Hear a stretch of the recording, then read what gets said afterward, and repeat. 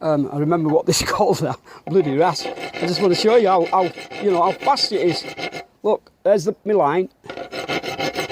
Look how it comes off. I mean, you need a bloody good rasp. And this stuff's so soft, it's not going to affect the teeth on this thing.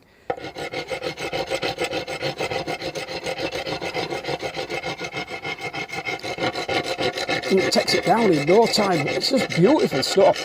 Just hope it don't chip. It don't matter even if it does chip, because I'll soon be able to.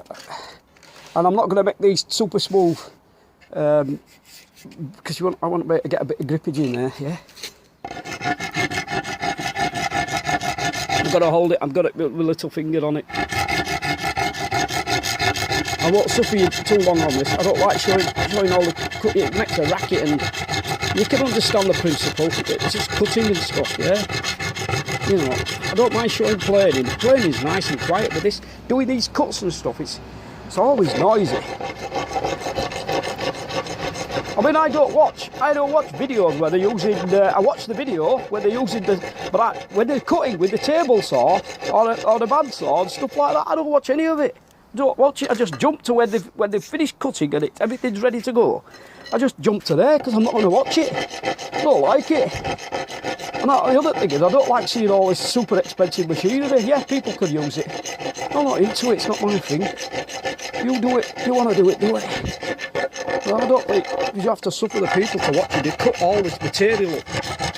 Just get the material, finish it, and be done. It's only when you know, everybody's doing it the same thing over and over and over again. It's not needed. Everybody's seen it.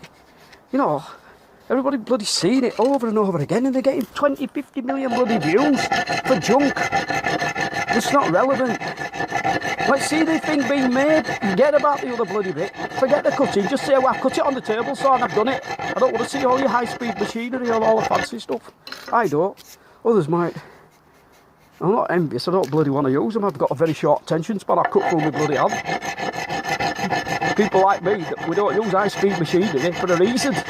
You know, we want to keep all these. I want to keep them. I want these to go when I go. I want them all to be there. You know, a mate of mine, back in the 80s, I'll tell you a story. I used to work at a chemical firm in Bradford. There's two, and I used to work for the biggest one. And 1980 I started work there, and there were a lad there, and he worked in maintenance and engineers, and poor sod, he got his finger caught in a, he got his gloves, he had his gloves on, I think, I can't remember now. I can't even remember his name. I'm trying to remember his name, it'll come to me. But he had his finger, they were doing a hoist, they were lifting something, and he had one of them chain blocks. And he had his finger right up at the top, and something happened, and it sucked his glove in and sucked his hand in, and it was a little finger that went spitting first. And they had to amputate his little finger. I mean, it would just turn it to bloody, I won't even say because it's disgusting, but poor basket. And then forevermore they were called Pinky. They called him Pinky at work. Can't believe it. They didn't use his name or anything. They just addressed him as Pinky from there on. You know, it was vile that he had an accident and they just called him Pinky for it. Oh, bastards. Oh. Trying to remember his name. He's a good lad. He sold me an air rifle. It was a beauty, but it just kept breaking. It was lovely. Trying to remember what that was. It'll come to me. I was into air rifles and stuff, and he sold me this air rifle, and I used to love that gun, but it just constantly breaking down. It was, what the frack was it called? They were popular in the 80s, really popular. They looked like Armalites.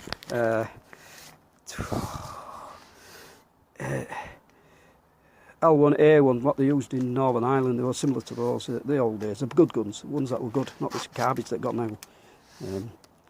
FAL, proper bloody guns that worked. 7.62mm round, you know.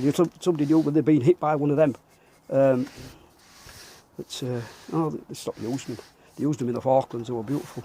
The one I'm talking about, if you've watched Lewis Collins' Who Dares Wins, and they stood on that mountain at the end when they give them a good kicking, when they've been interrogated, the guys stood there and just holding one, and you could see the shadow of it. That's the one I'm talking about. It was similar to that. Still not coming to me. I'm trying to get that name come back to me while I'm listening. Oh, that's the gun I'm talking about. The good one. I need to move that. That's not in the centre. You see this stuff, don't you? You see it. It's driving me crazy. I can't remember this flipping gun. It's not important. But poor Pinky. I mean, I shouldn't say that, should I? I'm starting to say it myself now, and I shouldn't. It's naughty. But it was so everybody would just call him that. I wish I could remember his name. I know he used to come and see me. He was a good lad. He lived a long way away, but he just used to call over and call me out twats under the sun. But he was a good guy. He was a good guy. He was a good guy. I'm trying to remember his name. It'll come to me. I'll do it in another one. Yeah. So you can see now that this stuff. I mean, watch. It's already roughed up, yeah. But watch. No time at all. This stuff is fantastic. It does make a lot of dust. You should be wearing the dust mask. I don't wear them because it goes make glasses bloody just steam up. It's uncomfortable. I'll just breathe through my nose. Blow my snot out afterwards. There you go. Look, it's almost all gone. It's just don't buy sandpaper. Buy sand belts. They'll last you forever. Yeah. And then maybe the manufacturers of, if everybody on the planet stops using sand belts, sandpaper, they may bloody, make something a bit more resilient instead of trash your backing and stuff. This stuff, sand belts, cut them up, use them. They're versatile. I get these from Tool Station, dirt cheap, but you can get them from wherever you like. That's the number. It's a GXK51. That's a 60 grit. They're all different grits. You just buy a pack and you can get them one that's got everything in it, and then one that's just normal. I buy 80s, 60s, 40s, whatever is available at the time. I'll just buy them and use them over and over again. That lasts forever. I'll just keep using it over and over again, because you just whack it. Look, that's when you get stuff stuck to it, but it just comes off. You just keep working, it'll come off. You can bend it as well. You can bend the belt and it'll lift. Well, it just comes off. It's just stuff. Use them. Make the manufacturers make proper stuff, decent back on it so it doesn't disintegrate in your hand, and then you've got to go buy some more off them, because that's what they do. That's why they do it.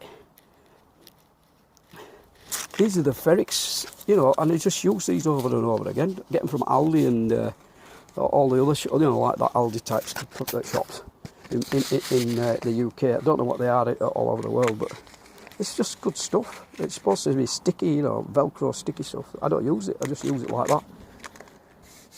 I buy it because it's good stuff. Yeah, I buy it because it's good stuff. I'm going to spend my money. I buy good stuff. It's going to last. That'll last me. You'll be seeing me using that for the next 5-6 years. I'll still be using it. It'll still be the same one.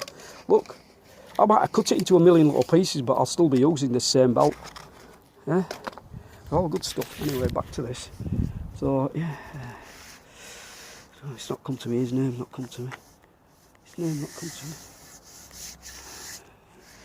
me. No. And that gun's name not come to me. It'll come, I'll remember it and I'll tell you. Okay, so just getting on with this.